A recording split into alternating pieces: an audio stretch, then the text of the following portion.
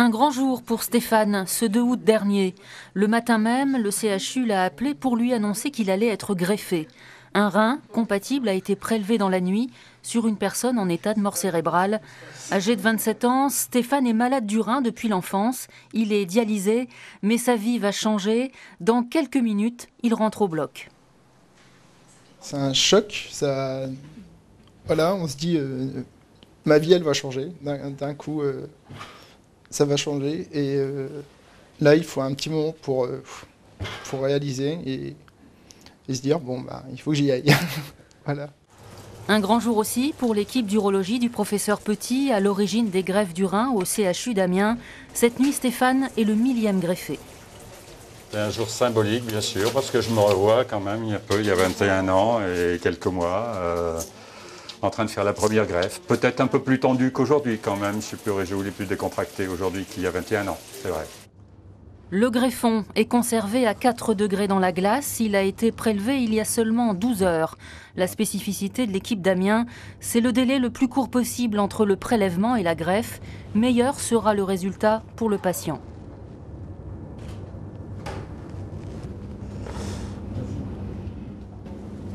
Et on est en train de préparer le greffon. C'est une phase très importante de la transplantation parce qu'un mauvais greffon donne une mauvaise greffe et une mauvaise préparation de greffon donne une mauvaise greffe également. Alors préparer le greffon, ça veut dire enlever ce qui n'est pas bon et mettre au clair ce qui est bon. C'est-à-dire qu'on va enlever toute la graisse qui est autour du rein, on va préparer l'artère, on va préparer la veine, on va lier les petites veines accessoires qui n'ont pas un grand intérêt et qui gênent sur le plan anatomique quelquefois. Ça va, monsieur ? Oui. Bon, on a préparé le rein. Très beau. Pas de problème. Bon état. Pas de soucis jusqu'à présent. Bon. La transplantation rénale est rodée, pratiquée depuis 1952. C'est une chirurgie qui demande de l'expérience et de la minutie. Finesse des gestes, des fils, pour réaliser les coutures veineuses, artérielles et urinaires entre le greffon et le patient. Le transplant est placé non pas au niveau du rein malade, mais dans le bas de l'abdomen. L'opération dure 3 heures. On va maintenant donc enlever nos clans sur les vaisseaux et vous allez voir que le rein devrait se recolorer.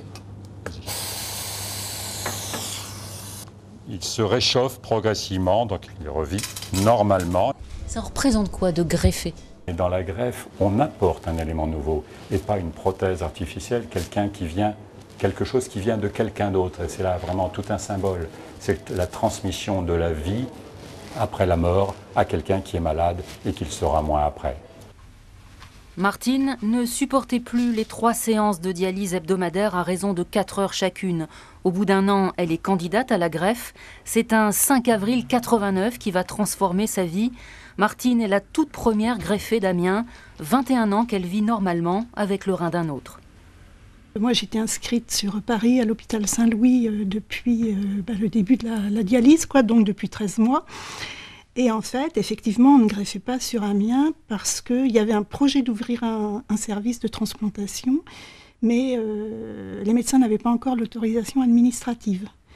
Donc en fait, ça a été un peu une particularité de cette greffe, c'est que quand les médecins m'ont appelé, m'ont expliqué la situation, donc m'ont demandé aussi mon accord pour que la greffe se réalise dans ces conditions. Donc...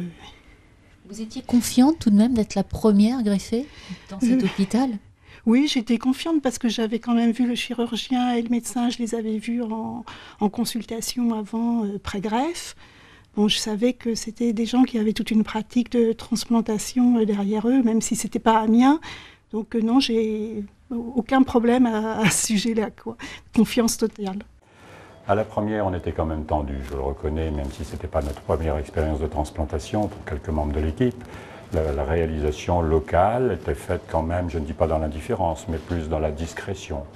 Et au bout de 21 ans, on fait la 1000e transplantation, donc je reconnais que personnellement, à une certaine fierté, je l'avoue, j'y ajoute beaucoup de bonheur.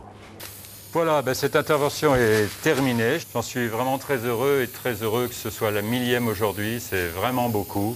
Mais je crois que je partage ce plaisir avec toute l'équipe. On ne peut pas faire cette activité si on n'est pas passionné. il faut l'être aussi pour en parler et pour répandre autour de soi le message du don d'organes.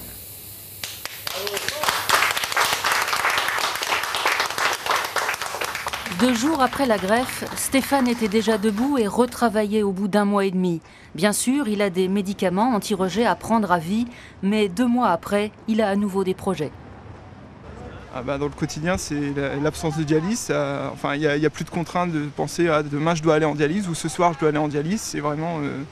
Ça change l'existence ? Oui, complètement. Ça permet de vraiment se projeter dans l'avenir en fait. J'ai le projet d'acheter une maison ou un appartement et c'est vrai que avant la grève, j'avais pas tellement ces préoccupations-là puisque c'était déjà compliqué pour juste prendre rendez-vous dans une agence ou aller visiter des maisons. Il nous reste que 2 soirs dans la semaine ou le week-end. Enfin, ça empiète vraiment sur la vie privée. On se dit que c'est possible de faire ce qu'on a envie de faire en fait. Le projet d'avoir des enfants ? Oui, le projet d'avoir des enfants. Là, maintenant, ça ouvre ces opportunités-là. Comme tous les greffés, Stéphane et Martine n'oublient pas cette personne inconnue morte brutalement qui avait fait le choix du don d'organes. Mais aujourd'hui, il y a toujours 30% de refus et pourtant, nous sommes tous des receveurs potentiels.